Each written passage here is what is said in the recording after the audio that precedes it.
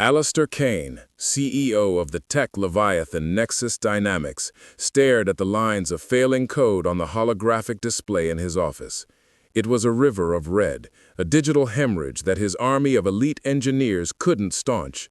Prometheus, his revolutionary new global operating system, was on the verge of collapse a week before its launch. A ghost in the machine, an elegant, undetectable security flaw, was threatening to turn his greatest triumph into a multi-billion-dollar catastrophe. He was a man who commanded the digital world, yet he was utterly powerless. The frustration was a physical thing, a tightening in his chest. He needed air, anonymity. He grabbed a simple dark coat, dismissed his driver, and walked out into the cold, rain-slicked streets of the city. He walked for miles, a ghost in his own kingdom, until he found himself in front of a 24-hour coffee shop called the Daily Grind. It was an unassuming place, a haven for students and night owls, a world away from the sterile perfection he inhabited. He took a small table in the back, the worn vinyl of the booth a strange comfort. He ordered a black coffee he wouldn't drink and tried to silence the storm in his mind. Across the room, a young black woman sat in a booth, a headset on, her face illuminated by the glow of a laptop. She was surrounded by textbooks, her expression one of intense, weary focus. She looked like a student pulling an all-nighter. He paid her no mind. His phone buzzed. It was his head of security. "Sir, we have another breach. It's the same ghost key. They're in, but we can't see what they're doing. It's like they're walking through walls." Alistair's voice was a low, furious growl that cut through the quiet hum of the coffee shop. "Then find the walls. I pay you and 100 engineers a fortune to build a fortress, and you're telling me a ghost is walking out the front gate with the crown jewels?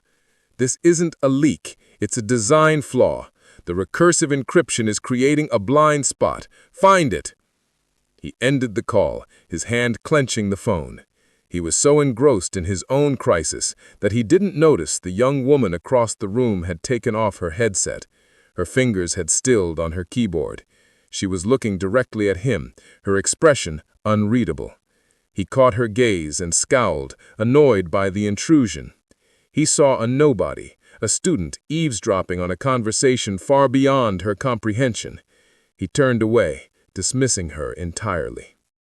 But Amara was not just a student. She was a self-taught cybersecurity analyst, working a grueling remote job for a small firm, trying to pay for her mother's mounting medical bills.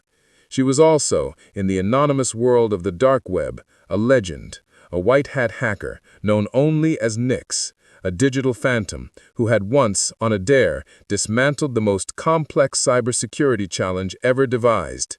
She had heard every word of Alistair's conversation, and the flaw he described, the recursive encryption, the ghost key, it was terrifyingly familiar. It wasn't a common vulnerability. It was the digital signature of a man she knew only by his online handle, Morpheus, a black hat hacker of almost mythical skill, a man who didn't steal money, but chaos. He broke systems for the sheer intellectual thrill of it. She realized with a jolt of ice-cold dread that Alistair Kane's billion-dollar problem was about to become a global one. Prometheus wasn't just another piece of software. It was set to manage infrastructure, power grids, financial markets, logistics. If Morpheus controlled it, he could bring the world to its knees. Amara's heart hammered against her ribs. The weight of her knowledge was immense. She watched Alistair Kane, a man who looked like he could command armies, now looking like a king whose castle was crumbling from within. He was arrogant, dismissive. He had looked right through her. Every instinct told her to stay silent, to mind her own business. It wasn't her company, not her problem. Getting involved meant exposing herself, inviting trouble into a life that was already overflowing with it. Then she thought of her mother, whose failing health was a constant, quiet battle. She thought of the interconnected world they lived in, a world of online medical records, digital banking, and infrastructure that all ran on code. a world that was about to be handed over to a digital nihilist. This wasn't just about one man's company. She took a deep, steadying breath, closed her laptop, and stood up. The walk across the coffee shop felt like miles. Every step was a war between her fear and her conscience. Alistair looked up as she approached, his eyes cold and impatient, annoyed that the student was now bothering him. "Can I help you?" he asked, his tone making it clear he wanted her to leave. Amara's voice was quiet, but it cut through his irritation with the precision of a scalpel. "Your ghost key isn't a key. It's a shadow protocol that mimics the system's own authentication handshake. You're looking for a door, but he's not using one. He's becoming the wall." Alistair froze. The jargon, the specific, accurate analysis. It was like a history student suddenly speaking fluent quantum physics. The condescension in his eyes flickered, replaced by a sharp, disbelieving focus. He scanned her again, but this time he wasn't seeing a tired student. He was seeing an impossible anomaly. "What did you just say?" he asked, his voice a tense whisper. "The vulnerability isn't in the encryption itself," Amara continued, her confidence growing as she stepped onto familiar ground. "It's in the key generation. The algorithm is creating a recursive instance that the system reads as a valid user, but it leaves no entry log because, technically, it was never outside. You can't trace him because you're looking for a phantom outside the castle, but he was born in the throne room." He stared at her, speechless. She was describing the precise, catastrophic nature of the flaw with the clarity that his own team of world-class engineers had failed to achieve in 3 weeks. The arrogance in his posture melted away, replaced by a raw, desperate intensity. "Who are you?" he asked, his voice a tense whisper. "I'm a tech support analyst for a small ISP," she answered honestly. "And I know who is doing this to you. His name is Morpheus." The name landed with the force of a physical blow.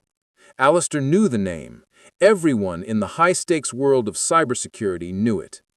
Morpheus was a legend, a ghost story used to scare junior coders. He was considered unstoppable. "That's impossible," he breathed. "No," Amara said, "but stopping him is close to it. I've seen his work before. I know his signature." Alistair's mind raced, connecting impossible dots. This woman, in this coffee shop, held the key. A dark, cynical thought, born from years of betrayals, surfaced. Was this a setup? An elaborate shakedown?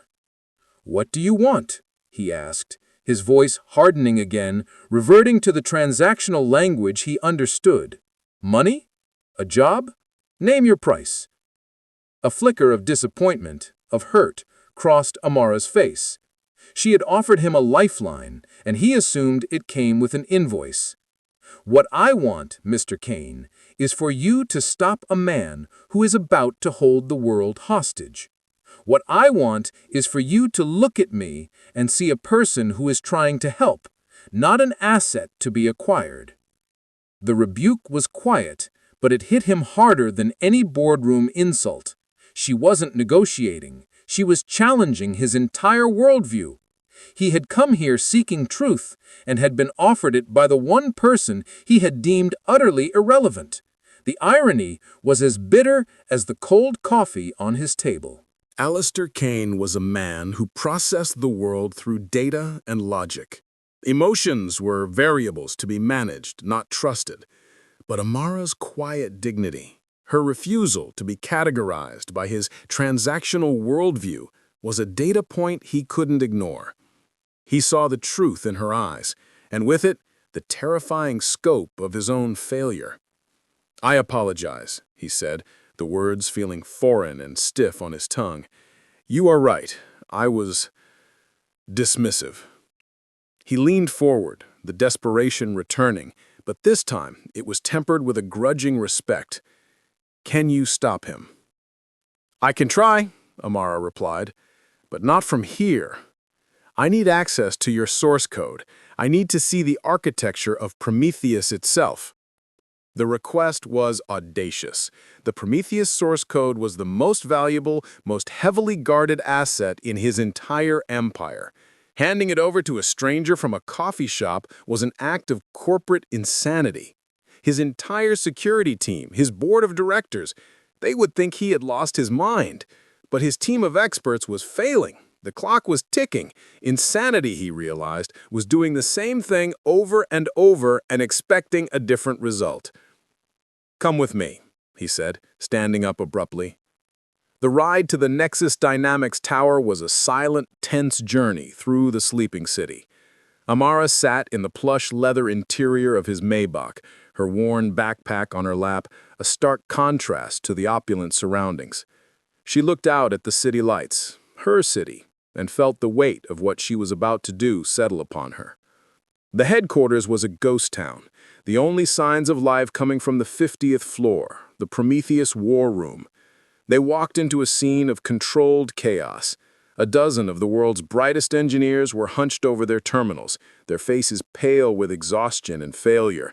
The air was thick with the smell of stale coffee and ozone. The lead architect, a man named Benjamin Carter with a sharp suit and a sharper, condescending smirk, looked up as Alistair entered with Amara. His eyes scanned her simple clothes and backpack, and he dismissed her with a single contemptuous glance. "Sir, we are no closer. The ghost key it's flawless." "I'm aware," Alistair said, his voice cutting through the room. "Everyone, this is Amara. She is a consultant who will be providing a fresh perspective. Give her access to everything, full admin privileges." A wave of disbelief rippled through the room. Benjamin Carter stepped forward, his expression a mixture of shock and outrage. "Sir, with all due respect, who is this? We can't just give a stranger root access to the most sensitive project in this company's history. Her credentials? Her credentials are that she understands the problem better than anyone in this room," Alistair said, his voice leaving no room for argument. "Get her a terminal." The engineers exchanged resentful glances. Benjamin Carter looked at Amara as if she were a bug that had crawled into their sterile lab. He gestured curtly to a junior coder. "Kevin, set up a guest terminal for the consultant." Amara ignored the hostility. She slid into the chair, the ergonomic perfection a world away from her cheap coffee shop booth. The moment her fingers touched the keyboard, the world outside fell away. Before her was the digital heart of Prometheus, a universe of code, brilliant, complex, and deeply flawed. She didn't just see lines of code, she saw the mind of its creator.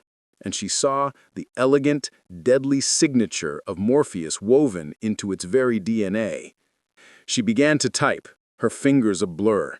The engineers, who had been watching with skeptical amusement, slowly fell silent. The staccato rhythm of her typing, the fluid way she navigated the complex architecture, it wasn't the work of an amateur. It was the work of a master. Benjamin Carter's smirk faltered, replaced with a dawning, horrified recognition. He wasn't watching a student. He was watching a virtuoso.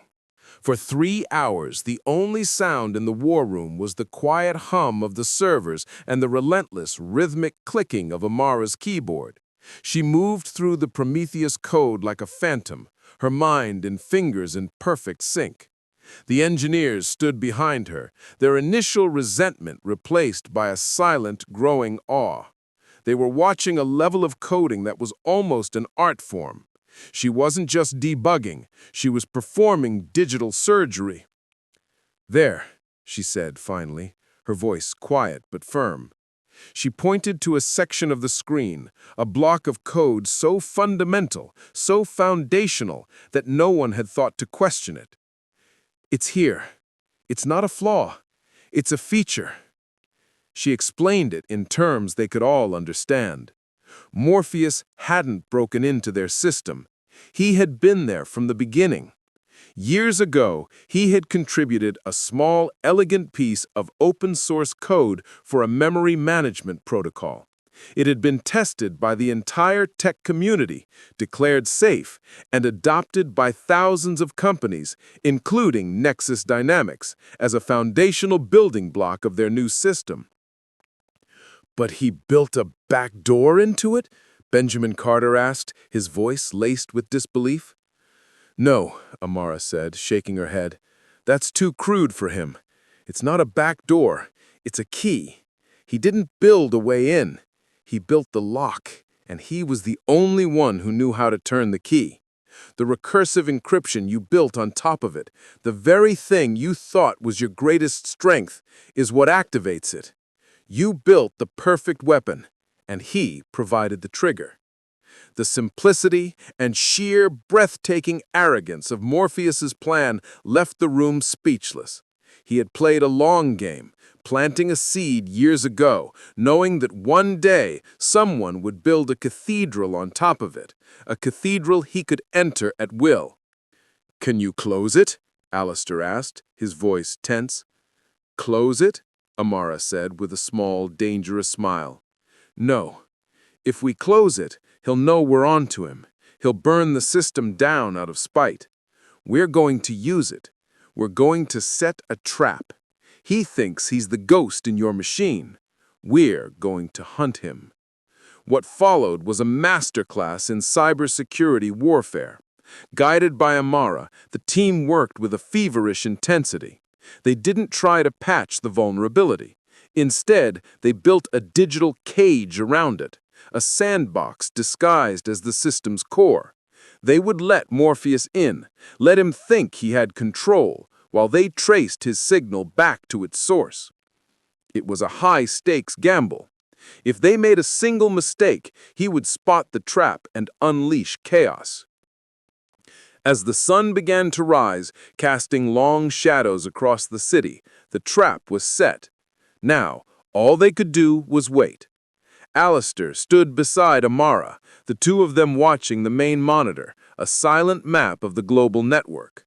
The animosity between them was gone, replaced by the quiet camaraderie of soldiers in a trench. "Nix," he said softly. Amara looked up, surprised. "How did you know?" "I didn't get to where I am by being uninformed," he said, echoing her words from the night before. A ghost of a smile touched his lips. "I had my team run a search for anyone who had ever publicly analyzed Morpheus's work. There was only one, a brilliant anonymous paper on the Cerberus cipher, published 5 years ago, signed only by Nix. You solved a problem then that the NSA couldn't crack." "I was a kid. I was just having fun," she said with a shrug. "You are a genius, Amara, and I treated you like—" "It's okay, Alistair," she interrupted gently. "You saw what the world wanted you to see. It's hard to look deeper." Their quiet moment was shattered by a flashing red alert on the screen. "He's here!" a junior engineer whispered, his voice trembling. Morpheus had taken the bait. A single, untraceable line of code snaked its way into the system, straight for the core, straight for their trap. The tension in the war room was a physical thing, a crushing weight that made it hard to breathe. On the main screen, Morpheus's digital avatar, represented by a single, pulsing cursor, moved through the system with arrogant confidence. He was inside the sandbox, believing he was at the heart of Prometheus, able to manipulate global markets and infrastructure at will. He had no idea that every command he issued was a harmless echo in a digital cage, and that every keystroke was leading Amara's tracing algorithm closer to his physical location. "He's good," Amara murmured, her eyes scanning the data streams. "He's routing his signal through a dozen compromised servers from Shanghai to Berlin. He's a phantom." "But phantoms still have to plug in somewhere," Alistair said, his gaze fixed on the screen, his trust in her absolute. For an hour, it was a tense, silent cat-and-mouse game played out across continents in milliseconds. The team watched, breathless, as Amara's algorithm peeled back the layers of Morpheus's deception, one by one. The signal bounced from a university server in Tokyo to a government satellite, but with each jump, the trace grew stronger. "Got him," Amara said finally, her voice calmed, but her eyes blazing with triumph. The final signal wasn't coming from a shadowy data haven. It was coming from a luxury penthouse apartment in a skyscraper not 3 blocks from where they were sitting. Alistair was on his phone instantly, speaking in a low, cold voice to the head of his security and his contacts at the FBI. Location locked. Move in. Now. They watched on a separate monitor as a tactical team swarmed the building. A few minutes later, the image switched to a grainy helmet cam. The team breached the apartment door. Inside, sitting in front of a bank of monitors, was a young man, no older than 25, with a look of stunned, arrogant disbelief on his face. The legendary Morpheus, the man who almost brought the world to its knees, was just a boy in a hoodie. A collective sigh of relief, so profound it was almost a sob, went through the war room. The engineers erupted in cheers, a wave of adrenaline-fueled euphoria. They crowded around Amara, clapping her on the back, their earlier resentment forgotten, replaced by a deep, hero-worshipping respect. Benjamin Carter stood at the back, his face a mask of pale, humbled shock. He had just witnessed the woman he dismissed as a consultant save their entire world. In the quiet aftermath, as the adrenaline faded, Alistair led Amara to his private office. The city was waking up, oblivious to the catastrophe that had been averted. "You did it," he said, his voice filled with an awe he rarely showed. "You saved the company. You saved everything." He gestured to the chair opposite his desk, not as a boss to an employee, but as an equal.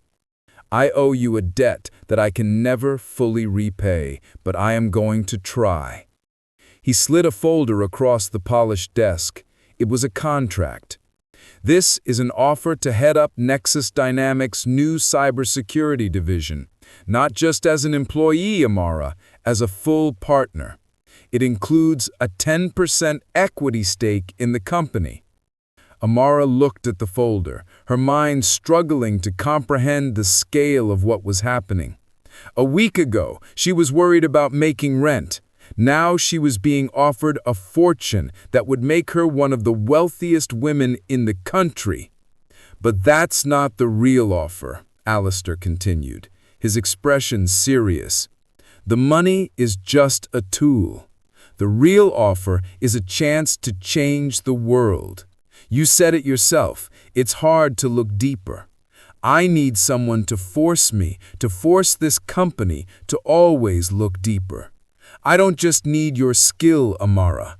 I need your conscience." Amara looked at the contract, then at the man sitting across from her. She saw not the arrogant titan from the coffee shop, but a leader who had been humbled, a man who had been forced to confront the limits of his own vision. She thought of her mother, of the endless struggle, and of the systemic barriers that kept brilliant minds like hers locked out of rooms like this. "I accept," she said, her voice steady, "on 2 conditions." Alistair raised an eyebrow, intrigued. "First, Nexus Dynamics will create and fund the Nix Foundation, a nonprofit dedicated to providing scholarships and mentorship for underprivileged and self-taught coders. We will build a bridge for the people the system leaves behind." "Done," Alistair said without hesitation. "And the second condition?" A small, confident smile touched Amara's lips. "You and your entire executive board will spend 1 day a month volunteering at the foundation, not as donors, but as mentors. You will listen to their stories. You will learn their names. You will be forced to look deeper. A slow, genuine smile spread across Alistair Kane's face. It transformed his harsh features, revealing a warmth she hadn't seen before. Amara, that is the best deal I have made in my entire career. In the months that followed, Nexus Dynamics was reborn. With Amara as its new conscience and Alistair as its humbled leader, the company's culture began to shift from one of ruthless efficiency to one of mindful innovation. The Nix Foundation became a beacon of hope, discovering and nurturing a new generation of brilliant minds who, like Amara, had been overlooked by the world. Amara never lost her connection to the ground floor.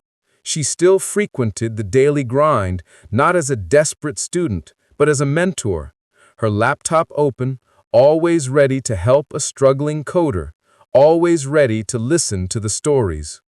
She had faced down a digital ghost and a corporate titan, and had emerged not just victorious, but as a force for change. Her story became a quiet legend at Nexus Dynamics, a powerful reminder that the greatest threats and the most brilliant solutions often come from the most unexpected places.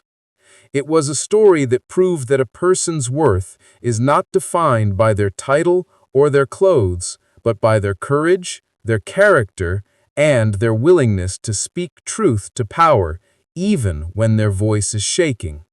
What do you think of Alistair's transformation? Do you believe people can truly change when confronted with their own biases? We all have moments where we underestimate others. Share a story in the comments below about a time someone surprised you with their hidden talents. If this story about hidden genius and second chances moved you, please show your support by hitting that like button and sharing it with someone who believes that a single voice can change the world. And don't forget to subscribe to our channel and hit the notification bell for more unforgettable dramas that challenge us to see the brilliance all around us. Thank you for watching.